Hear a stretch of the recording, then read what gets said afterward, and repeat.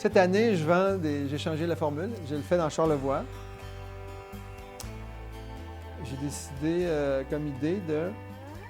Encore là, c'est des idées pour créer des levées de fonds, pour ramasser de plus les sous. Puis là, les gens de cyclistes de Charlevoix peuvent embarquer.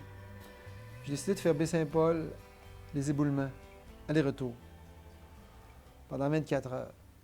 Moi, mon objectif, c'est de le faire 10 fois en 24 heures, mais ça se peut que je déborde un peu, si jamais. Ou ça se peut que ça s'arrête avant aussi. Je l'ai jamais fait. Okay. Le max que j'ai fait, c'est 4 fois, mais je sais que je pouvais le faire encore, puis j'ai du temps. Je sais que je peux le faire, mais chaque journée est différente. Ça se peut que ça ne soit pas ma journée. Les conditions aussi, météo.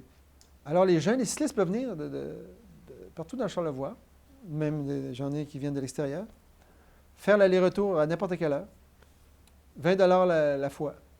Avec mes événements que j'ai créés pour la Fondation, les sous restent dans Charlevoix, en majorité, malgré que je donne un montant aussi pour la recherche pour la dystrophie musculaire. Les sous vont aider surtout les gens, à personnes avec des limitations physiques et intellectuelles de la région. On peut dire presque que j'ai sauvé, ma fondation a sauvé l'Association des personnes handicapées de Charlevoix.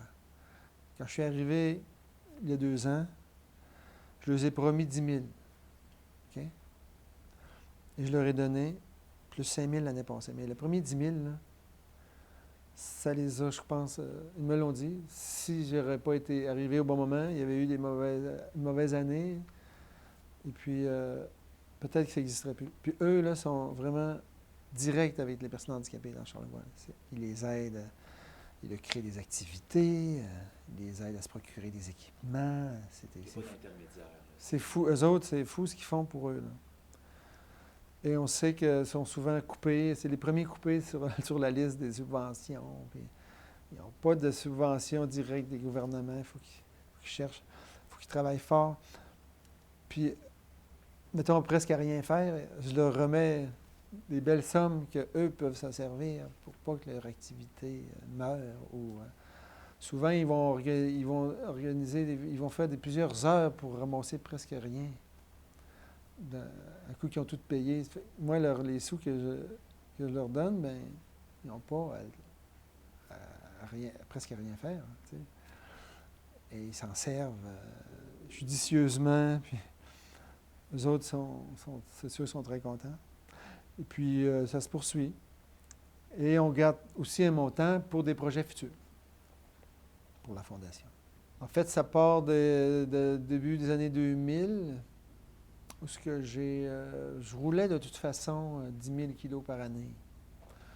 Puis là, j'ai commencé à me faire commanditer mes kilomètres. Et puis, j'ai pris contact avec Dystrophie musculaire Canada, étant donné que ma fille a la maladie. Et moi, je suis porteur asymptomatique aussi. Je l'ai, la maladie. Je suis juste chanceux de l'avoir si faible, puis d'être capable de réaliser je vais dire exploits physiques d'endurance. Mais c'est rare, là. Fait que moi, je veux servir, en fait, je veux remercier, en fait, le ciel. C'est ma façon à moi d'être capable de faire des exploits d'endurance immesurables, là, puis que peu de gens peuvent faire, et l'associer et ramasser des sous pour aider, justement, ceux qui sont moins chanceux. Et j'ai toujours trouvé injuste que quelqu'un pouvait être handicapé. Ça me touche toujours. C'est pourquoi lui? Pourquoi lui? Pourquoi elle? Moi, je peux faire des choses extrêmes, puis eux venaient au monde.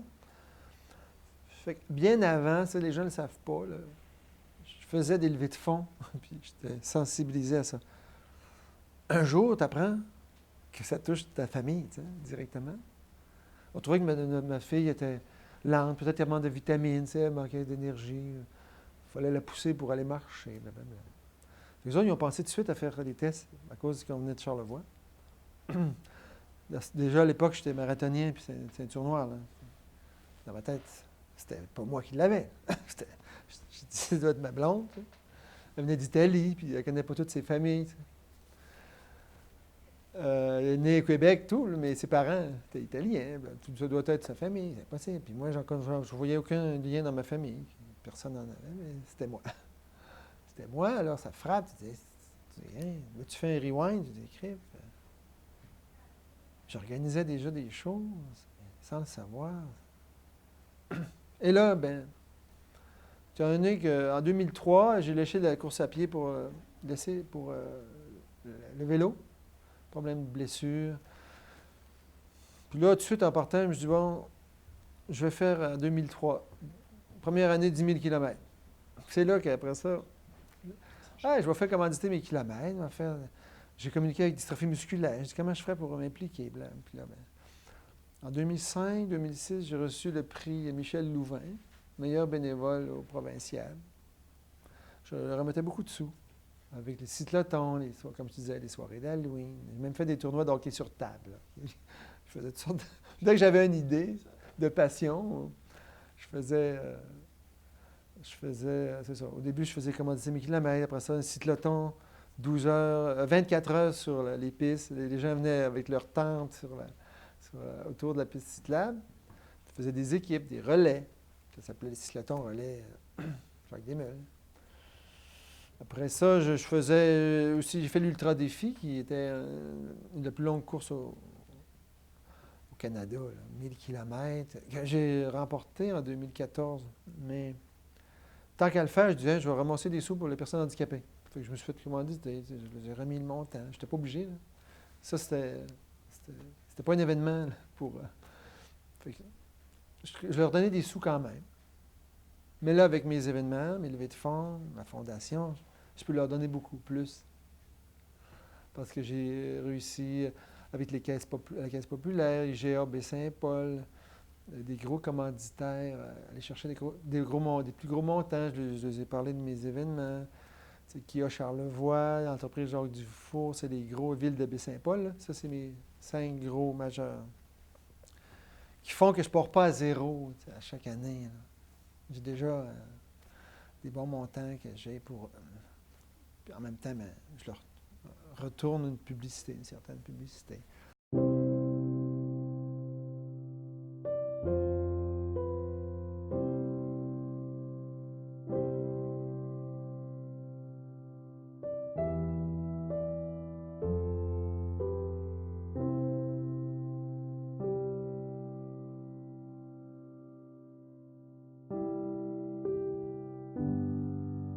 Moi, là, c'est remercier la vie d'avoir la force physique et mentale, parce que l'ultracycliste, c'est aussi beaucoup mental.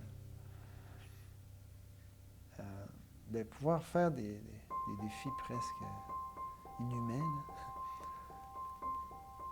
et remercier la vie en aidant ceux qui n'ont pas la chance de même pouvoir faire un coup de pédale ou un pas en avant. En gros, c'est ça. Parce que... Et la passion du dépassement de soi. J'essaie toujours de trouver un défi toujours plus haut, toujours plus difficile. Le Baie-Saint-Paul, les éboulements, ça va être très difficile. Et j'ai fait une phrase, j'ai quelques phrases, il faut que je vous dise. Hein? Créer et réaliser des défis qui frappent l'imaginaire. Ça en est une des phrases. Pour l'Everest, j'ai créé la phrase parce que chaque journée, pour une personne handicapée et leur famille, chaque journée peut devenir un Everest. C'est une de mes phrases. Et il y en avait une que j'avais créée pour... il y en a qui m'en parlent souvent. Il y en a qui me... Hey, ta phrase, là, je m'en suis toujours rappelé. Je fais des banderoles, là, puis là, la phrase est là. Puis je vais les emmener demain à la logistique. Là. Ma première phrase que j'avais créée, cycloton, relais. Ça fait début 2000, 2003, 2004. Que chaque coups de pédale servent pour ceux et celles qui n'auront jamais la force d'en donner un. Tu comprends? C'est ça, là. C'est parce qu'à un moment donné, je disais ça à quelqu'un une fois, tu sais, à un moment donné, tu ne fais pas le défi pour montrer que tu es bon. On le sait. Tu sais, à un moment donné, on le sait que tu es bon. Vous les représentez. Il faut faire autre chose. Il faut s'en servir de la chance qu'on a d'avoir nos deux jambes. Il faut que ça serve à autre chose. Le but ultime, je m'en sers ultime, là. Si on va sur le site web de la Fondation, fondationjacquesdemel.blogspot.com, la mission de la Fondation, une des missions, créer des maisons adaptées pour des personnes avec des limitations physiques et intellectuelles. Ça, c'est le but ultime. Mais ça ne se fait pas comme ça. Tu sais, moi, je ne suis pas la Fondation Maurice Tanguay. Hein. Si j'avais la Fondation Maurice Tanguay, les sous qu'ils ont, la maison, elle serait déjà construite. Mais pour eux, ça leur prend des maisons adaptées, où ce qui seraient ensemble, dans la même maison. Parce qu'un jour, les parents meurent de ces enfants-là. Okay? Ils sont laissés eux-mêmes. Vous savez qu'il y a des gens à 30 ans qui seraient morts dans des CHSLD à 40 ans, 50 ans, avec des personnes âgées. Et puis ils n'ont pas 70 ans parce qu'ils sont handicapés. Les parents meurent. Puis la seule solution qu'ils ont, les parents, c'est de les envoyer, ou les autorités qui restent, c'est des parquer dans un CHSLD. Alors, c'est ça. C'est pas drôle, là. Le restant de ta vie, tu as 30 ans, 25. Puis c'est là que tu es. Avec les maisons adaptées pourraient servir. T'sais. C'est un des buts ultimes. Mais ça me prend des gros commanditaires. Et surtout, des années. Tu sais, en 2 ans, la Fondation a ramassé plus de 50 000. Puis là, on parle de petits donateurs. Même mes commanditaires qui font leur effort suprême, OK, ne me donnent pas 10 000 chacun. On s'entend qu'ils sont sollicités sans arrêt. On est dans Charlevoix. Mais vous seriez surpris de la générosité de donateurs, des particuliers, hein, qui me donnent des gros montants seuls. Je vous parle de 1 000 $, une personne. Une personne. C'est ça qui fait. Okay? Et la magie de mes affaires, de mes défis, c'est que il y a très peu d'administration. Quand un tournoi de golf, exemple, je n'ai pas rien contre les tournois de golf, ils ramassent 50 000. T'sais. Combien vous pensez que ça coûte louer un terrain de golf une journée? Okay? Moi, il n'y a pas de frais. C'est mes gens. C'est mon corps. Et celui des autres qui font un effort d'aller voir les gens, de faire un défi, de se dépasser. C'est ça, mais je n'ai pas de gros frais. Je ne suis pas dans un bureau, là. C'est chez nous. C'est pas évident, là, parce qu'à chaque année, on repart à zéro presque. J'ai mes gros commanditaires, certains qui restent, puis je sais qu'ils vont rester. Mais après ça, les autres, à 500 $, à 250 $, il faut que tu retournes, ça se peut que tu aies non. Là. Parce que les gens, on le sait, sont sollicités sans arrêt. Là. C'est toujours les mêmes. Fait qu'il y a une année qui peuvent dire non, mais il ne faut pas se décourager, il ne faut pas y aller. Mais je vais voir beaucoup les gens aussi que j'encourage, que je suis client. Je suis moins gêné. Alors, d'autres vont aller voir les leurs, que moi, je n'ai pas les contacts. Fait que si chacun fait une petite part, ben ça fait une levée de fonds. Des levées de fonds extraordinaires. Il n'y a pas de limite. Il n'y a pas de limite, mais il faut pas surtout lâcher. Parce que c'est facile après ça de dire oh, on arrête. Cette année. Non. Je vous dis l'hiver, là, quand l'hiver arrive, puis là, c'est plus difficile. La période de l'hiver, on vient. Là, tu dis ouais, recommencer à zéro, repartir. Là, c'est pas facile. Mais l'abandon n'est pas une option. C'est une autre phrase, ça. L'abandon n'est pas une option. Je le fais pour mes défis. Quand j'en fais un, demain, je vais sûrement me le dire, après 7-8 fois, l'abandon n'est pas une option. Il faut qu'elle revienne, cette phrase-là, parce que ça va me tenter d'abandonner assurément, là, parce que mon objectif, c'est de faire les 10 fois l'aller-retour, Baie-Saint-Paul, les éboulements, en dedans de 24 heures. Mais le plan B, c'est de faire les 10 fois, mais dépasser un peu. Ça ne serait pas grave. Ça se pourrait que je prenne 25 heures. Là. Puis le plan C, c'est d'arrêter avant. Parce que je ne pourrais plus continuer. Parce qu'on peut avoir des crampes, tout peut arriver. La fatigue, les blessures. Moi, il faut vraiment que je sois plus capable d'avancer. Si j'arrête, c'est parce que ma santé était en jeu. Là, c'est sûr. Présentement, j'ai un porte-parole, Tony Tremblay de Saint-Hilarion. Il a marché ses 100 km. Pour lui, c'est l'équivalent de faire plusieurs marathons. Pour lui. Il a marché son 100 km, il a même dépassé l'année passée, motivé, chaque jour. On connaît l'été passé, comment il y a eu des canicules. Il y allait. Lui, son objectif, c'était 100 km. Il l'a réussi et ramassé 100 $ à la Fondation. Bien, à ce jour, au niveau individuel, c'est lui qui a ramassé le plus de sous pour la Fondation. L'année passée, il a ramassé 3 600 $ qu'il a remis à la Fondation. Fil en aiguille. On l'a fait connaître, il est passé dans les médias, blablabla. Il est même passé à IMT, TV Sport. Il me dit, genre, je pensais jamais un jour que je passerais aux nouvelles des sports. Tu sais? Pour lui, c'était une reconnaissance. Et quand quelqu'un réussit un de mes défis, total, là, il est admis au Temple de la renommée de la Fondation. Il reçoit la médaille de la Fondation. Tu sais, ils ont des reconnaissances, une façon de... C'est quand est-ce qu'une personne handicapée a des reconnaissances? Bien là, c'est une façon. Imaginez une personne handicapée comme lui, il y a la taxi de Charlevoix qui aide les personnes handicapées. En se forçant, en allant marcher chaque jour presque. Pour lui, juste se rendre, puis débarquer de sa marchette, puis s'organiser pour aller marcher, son kilomètre, c'est quelque chose. Là. C'est beaucoup de temps. Son kilomètre, lui, c'est endurer, c'est l'équivalent comme si quelqu'un allait marcher, courir 5 kilomètres. Là. Au moins, et plus, là. À chaque jour, 5 à 10 kilomètres. Et l'effort que ça y prend, c'est comme si il faisait un demi-marathon là, chaque fois, pour quelqu'un qui n'a rien. Fait que ça, c'est un bel exemple, vraiment, de force de caractère, de ténacité, de nommez-les. Fait que si lui, peut le faire, il encourage d'autres qui n'ont rien à le faire. Hein? Il peut le faire, un défi. Ça en a encouragé d'autres dans une conférence de presse.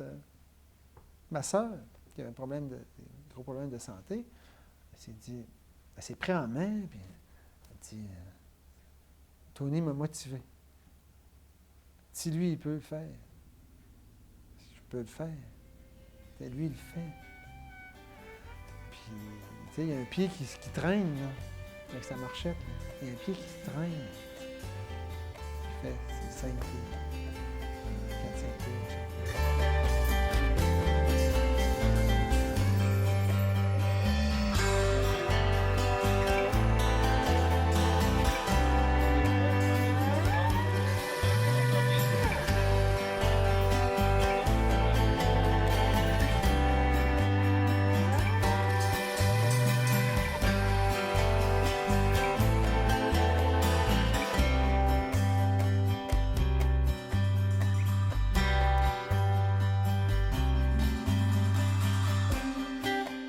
Il y a 3 défis, mettons, dans l'année qu'on peut faire. 2 autres, c'est plus des dates ciblées comme le 24 heures, demain, et l'Everest en Charlevoix, qui est un autre événement, qui est la 3e édition en septembre. J'ai créé le défi l'Everest en Charlevoix. Il faut trouver une côte, pas une boucle, qu'on fait aller-retour et qui fait le dénivelé de l'Everest. 8848 mètres. OK? Et la faire à vélo, réussir avec le GPS, on peut voir son dénivelé. Avant, on n'avait aucune idée. Alors voilà, de fil en aiguille, je crée l'Everest en Charlevoix, paradis des côtes. Okay? Événement annuel qui ramasse 5 à 10 000 par année. Ça va grimper, là. On a juste 2 éditions de fête. Là. Et ça va se faire connaître. Seulement 3 personnes en solo l'ont réussi à date. On est à peu près 8 à 10 qui l'ont essayé en solo, mais il faut savoir gérer l'effort. L'ultime défi 365 heures en 365 jours, qui peut se passer sur une année. Les gens accumulent leur heure. C'est le seul des 5 défis qui peuvent être faits par des personnes qui ont des limitations physiques. Exemple, à partir de 25 heures, cumulées dans leur année, de marche, avec une marchette, faire bouger ceux qui sont capables. Ou quelqu'un qui n'a rien, lui, c'est 65. Mais j'ai adapté le défi. Ce serait impossible à faire 365 heures pour une personne qui a des limitations. Fait que je l'ai adapté à partir de 25 heures ou 25 km, marcher. J'ai l'empreinte du monstre. Tu pars de Baie-Saint-Paul, tu n'es pas obligé de faire l'ordre que je vais dire. Là. Tu vas à Saint-Tite-des-Caps, tu te rends jusqu'à Saint-Fériol, à l'épicerie dépanneur. Tu reviens, ça fait 100. Tu pars de Baie-Saint-Paul. Mais tu peux le faire en 3 jours, max, en ligne, consécutif. Tu pars de Baie-Saint-Paul, tu vas dans le parc des Grands Jardins, puis tu te rends sur le dessus du plus haut dénivelé, là, à la Galette en haut. Là. Tu reviens, ça fait 100. Ça fait toujours 100. Il faut te faire 3 fois 100. La boucle infernale, on part de Baie-Saint-Paul, Saint-Siméon, le petit parc, Ville-l'Abbé, le parc des Grands Jardins, Saint-Urbain, l'arrière-pays, par le rang Saint-Jean-Baptiste. On finit par revenir par Saint-Hilarion, le rang 1, et aller prendre le rang Sainte-Catherine, Tourlegnon, et on revient à Baie-Saint-Paul. Ce qui nous fait 330, 335, là, et plus de 5000 mètres de dénivelé aussi. Là. On peut facilement sur Facebook, hein, on fait Ultime Défi Jacques Desmeules, on fait Everest, Fondation Jacques Desmeules, et on a les sites, page web sur fondationjacquesdesmeules.blogspot.com. Et chaque défi est bien expliqué. La mission, on peut faire don en ligne. On pèse sur le bouton, puis faire don en ligne, c'est facile maintenant, quelqu'un qui veut. Je publicise aussi tous mes événements puis mes levées de fonds sur Facebook.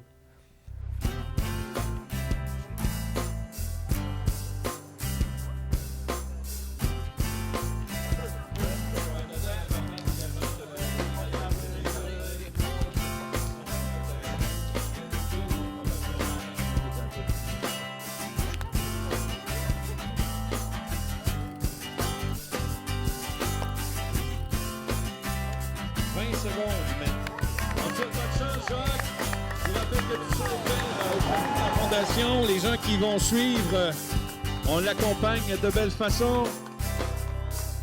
Marcel, on te souhaite une bonne course.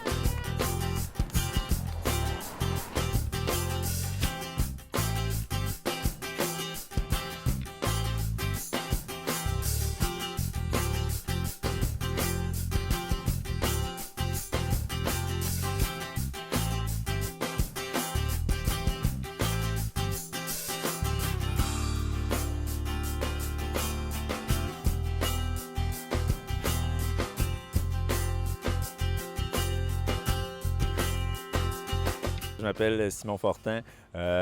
Depuis plusieurs années que je suis les défis de Jacques, là, autant l'Everest, j'avais fait 5 ou 6 montées l'an passé. J'ai fait aussi des fois son 24 heures là, autour de la polyvalente. J'étais allé rouler 1 heure ou 2 avec lui. Je le connais depuis super longtemps. Il reste proche de chez mes parents, dans la rue des Cèdres. Donc, c'est vraiment quelqu'un que j'admire là, depuis toutes ces années. J'ai passé toute 1h40 avec Jacques à jaser dans les moments faciles, mais il y avait quelques belles montées là, entre Baie-Saint-Paul et les éboulements là, que ça a été quand même assez difficile. Donc, avec Jacques, c'est toujours agréable. Ça me fait plaisir de faire cette première montée avec lui. Jacques va en faire 10. Donc, je ne sais vraiment pas comment il fait pour où il puise toute cette énergie-là, mais c'est vraiment un athlète extraordinaire. Il a maintenu ses fréquences cardiaques à 140, 160 pendant tout le long de la montée. On a fait une descente quand même assez rapide.